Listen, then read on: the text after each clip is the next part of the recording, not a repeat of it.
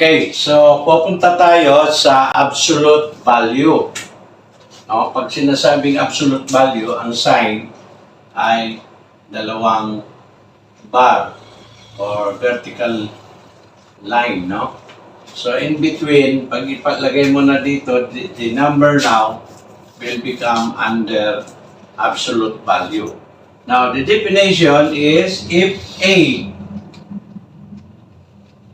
A is a real number, the absolute value of A denoted by this symbol here, okay?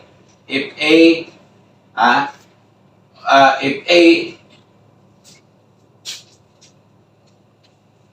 is a non-negative, no? If it is non-negative, therefore the absolute value of A is A. If non-negative, okay, greater or equal to 0. Now, if you put negative, if A is less than 0. No?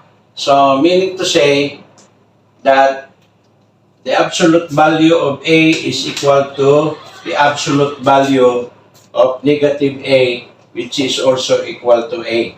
So, ang ibig sabihin yan, pagka absolute, if we find the absolute value of negative A, it is actually with a negative sign, no?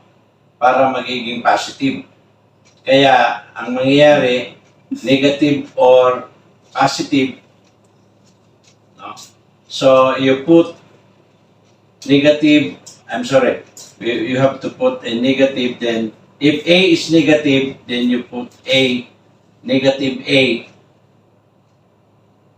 Therefore, negative, negative, positive, so it will give you a positive value. So, regardless of the sign, the absolute value is always positive. So, we can also consider as A, B, absolute value of the A and B is equals to the absolute value of A times absolute value of B. Now, if A is divided by B, absolute value of A over B is equals to absolute value of A over B if B is not equal to 0.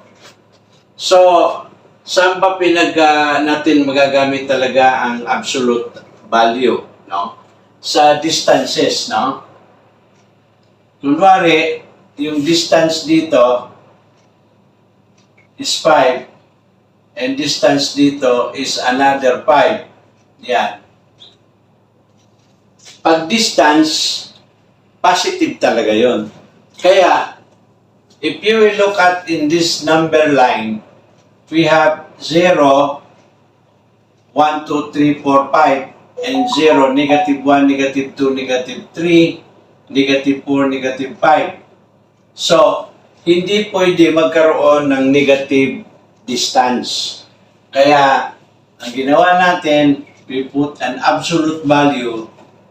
So, although it is negative, but the absolute value of negative is positive, so that's why we have here positive 5 and here is positive 5.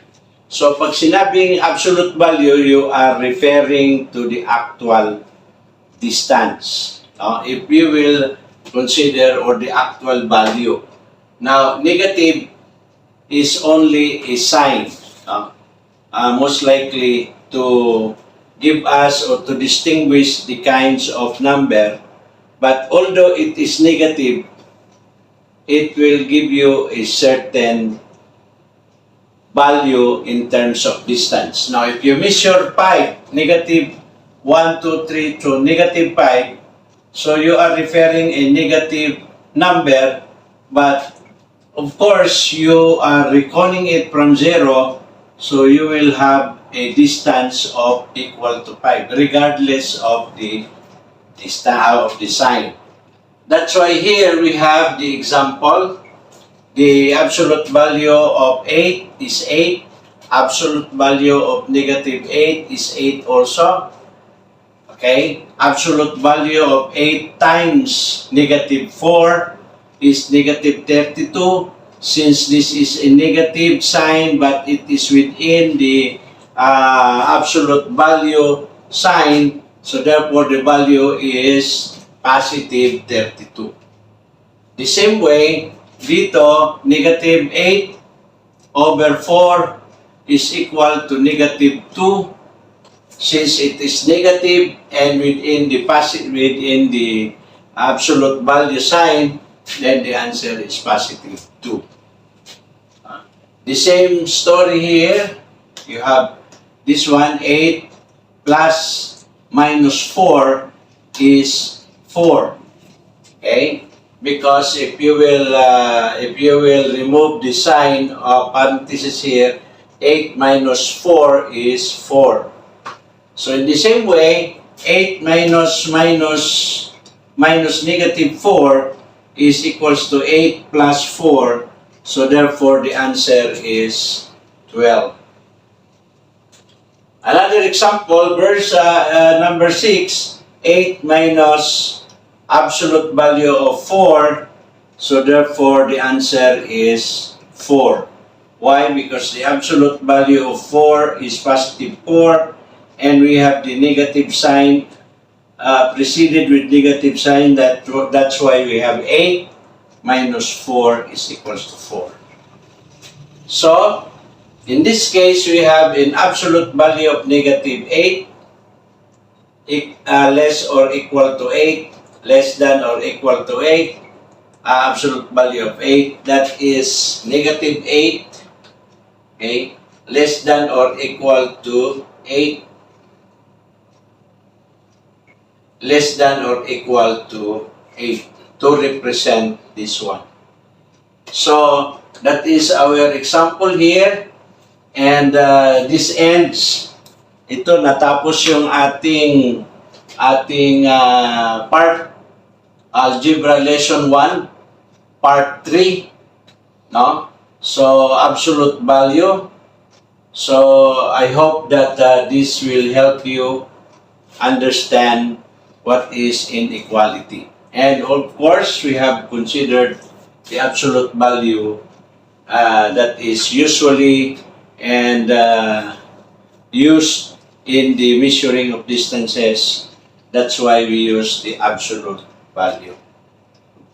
Okay, so dito nagtatapos yung ating lesson 1, part 3, which is inequalities.